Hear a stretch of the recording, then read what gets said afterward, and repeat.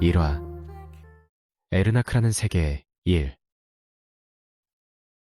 청년은 한 초원 위에 서 있었다. 입고 있는 옷은 평범했다. 특이한 것이라면 허리에 차고 있는 숏소드 정도였다. 청년은 정신을 집중했다. 사실 집중이라 할 것도 없다. 필요하다고 생각한 바로 그 순간 그의 눈앞에는 눈으로 보는 세계에서라고는 생각하기 힘든 디스플레이가 떠올랐다. 특수한 글래스 같은 것을 쓰고 증강현실 프로그램을 실행할 때 떠오르게 되는 것. 같은 홀로그램 창이다. 차이가 있다면 소녀는 지금 특수한 기능을 가진 안경 따위는 쓰고 있지 않았고 떠오른 화면도 홀로그램이나 레이저에 의한 것이 아니라는 것이다. 그건 어디서 온지 모르지만 그냥 떠올랐다. 그리고 그 창에는 유형식, 무직, 레벨 1, 힘 9, 민첩성 10, 체력 10, 지능 11, 카리스마 10, 체력 10, 마력 11 이라는 것 외에 다양한 정보가 기재되어 있었다. 유형식은 눈을 좁히고 그 창을 이모저모 살펴봤다. 물론 살펴본다고 바뀌는 것은 없었다. 종래 포기한 것처럼 영식은 한숨을 쉬고 바닥에 누웠다. 둥실 떠올라 있던 스테이터스 창은 유형식의 시선이 멀어지자 곧 사라졌다. 초원에 풀이 목덜미를 간지리는 감촉이 선명했다.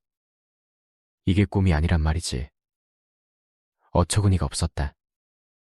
어이가 없었다. 황당했다. 믿기지 않았다. 불가사의했다.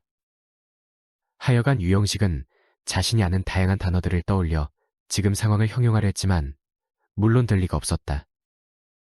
이런 꼴은 만화나 영화 속에서나 있는 거로 생각했는데 자신이 직접 당했으니 형용 가능할 리가 없다. 본래 모든 형용은 상상력의 한계 내에서 나오는 법이고 그 형용조차도 인류의 공통적인 감각으로 두루뭉술하게 깎이고 조정된 것이다. 말로 표현할 수 없는 감정이나 감각에 관한 이야기가 경이의 순간에 대해 말할 때 그토록 흔한 이유가 바로 그것이다. 게임 속이라니. 그러니 눈을 뜨고 보니 게임 속에 빨려 들어와 있다고 하는 현실이 도무지 표현할 수 있거나 쉽게 받아들여질 리도 없는 일이었다. 그는 이렇게 본디 게임이어야 할 세계에 난입되고 말았다. 유형식 20세범 때의 일이다. 에르나크라는 게임이 있다. 온라인 게임으로 세계적으로 히트했다. 게임 자체로서도 밸런스가 뛰어나 어느 하나가 두드러지게 약하거나 강한 경우는 없고 그 평준화를 통해 다양한 캐릭터가 전략적으로 움직이는 합동 플레이의 맛이 매우 호평을 받았지만 그보다도 훨씬 화제가 된 것은 세계관과 그 세계관을 배경으로 이루어지는 장대한 서사시였다. 특히 이 장묘한 시나리오는 업데이트를 거듭하면서도 완성도에 거의 무너짐이 없다는 점에서 게이머들을 열광시켰고 세계적인 히트와 함께 무수한 2차 창작품을 일으켰다. 이를 두고 비평가들은 기적적이라는 표현을 쓰는 경우도 드물지 않았다. 이건 온라인 게임의 생태를 생각하면 필연적인 평가였다. 본디 MMORPG 게임이 시나리오로 높은 평가를 받는다는 것은 무척이나 힘든 일이다. 처음에는 뛰어난 세계관과 시나리오를 준비할 수 있지만 게이머란 인종들이 그 컨텐츠를 소모하는 속도는 그야말로 아기가 따로 없다. 세계의 운명을 건 대규모 전투 퀘스트까지 일직선으로 쭉 파고 들어가서 클리어에 한 달은 걸리리라 생각했던 보스를 하루 만에 해치우는 경우도 드물지 않게 일어난다. 부모의 원수를 때려잡으라고 해도 그렇게까지 빨리는 안 될 거라 싶을 정도.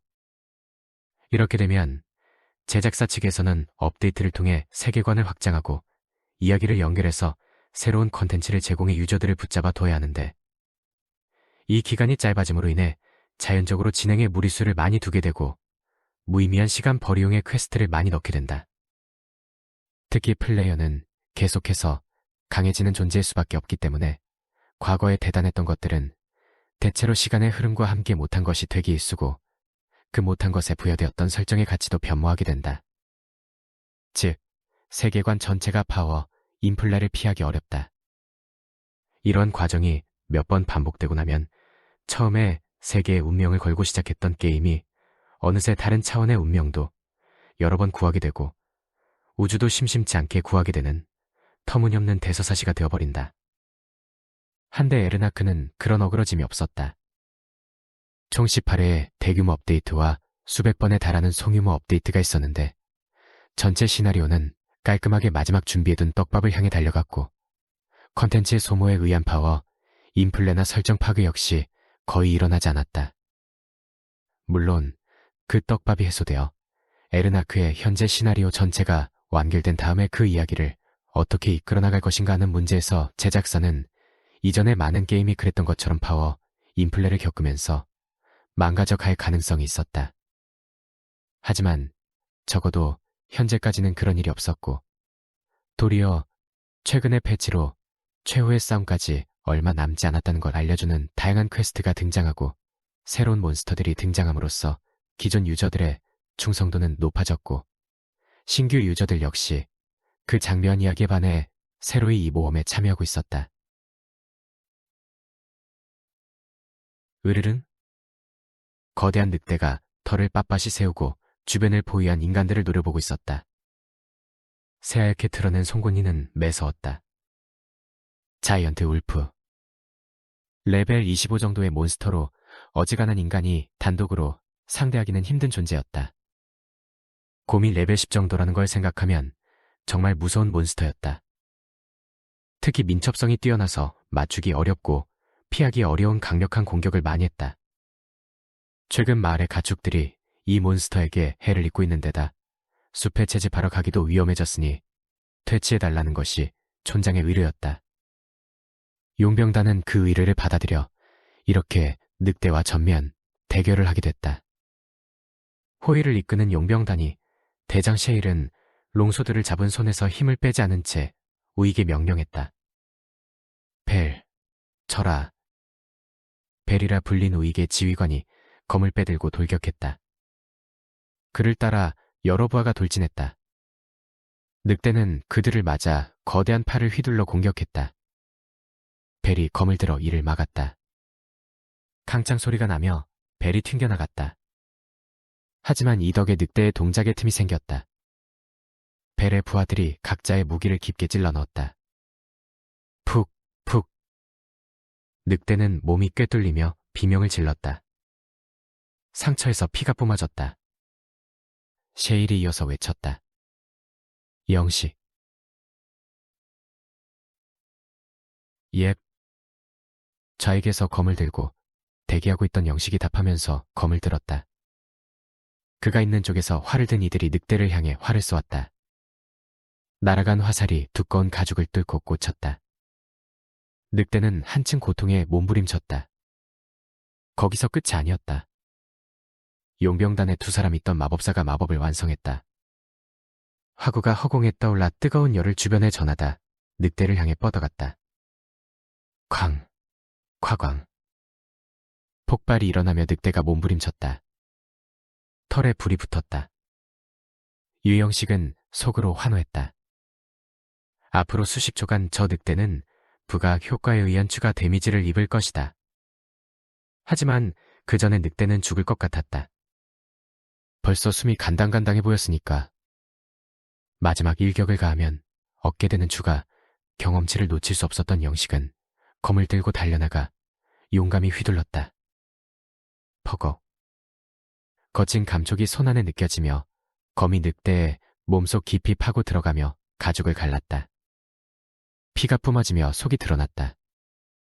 그것이 치명타가 된 듯 늑대는 끄엉 소리를 내며 무너졌고 그걸로 절명하고 말았다. 이어 영식은 온몸을 새로운 활력이 휘감는 것을 느꼈다. 레벨이 올랐다는 뜻이었다. 자이언트 울프의 절명을 확인한 셰일은 검을 회수하며 외쳤다. 다들 수고했네. 단장님도 수고하셨습니다. 단원들도 환호성을 울리며 기뻐했고 그들은 일단 캠프로 돌아갔다. 캠프는 숲에서 멀지 않은 초지에 있었다. 거기서 영식은 식사했고 근처 바위에 앉아 휴식을 취했다. 후아, 절로 한숨이 나왔다. 생각보다 어려운 전투였다. 위험하다기보다는 신경을 갉아먹는 싸움이었다.